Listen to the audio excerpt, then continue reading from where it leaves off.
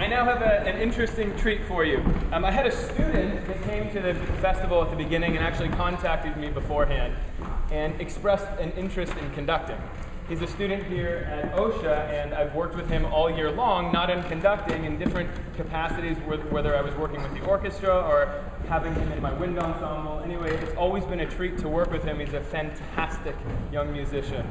And after just a few hours of working with him in conducting, just about an hour each morning, and not including the first morning, he came a really, really long way. So I actually am going to have him conduct something on the concert for you right now. This is the Gladiator March by John Philip Sousa. And please join me in welcoming our double bass player, Noah Bailyn.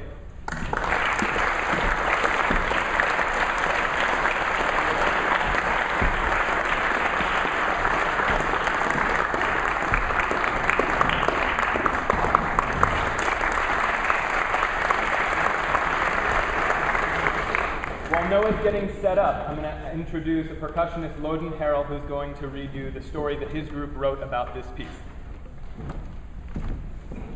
The name of the next piece is Gladiator March. It was blazing hot, and there was very little food, and all the men along the way had been lost.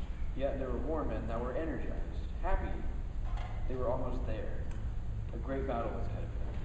They marched to the beat of drums behind them, and finally they could see the Colosseum ahead in the distance. As they reached the gates, they swung open, and the men became somber. They knew what they had to do.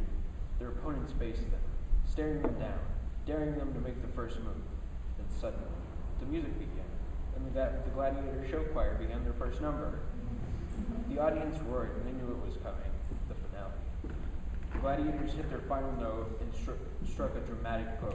The music ended and the stage lights went out, and the gladiators disappeared behind the curtain. They had done what they came to do. Now it was time for the judges to score the performance.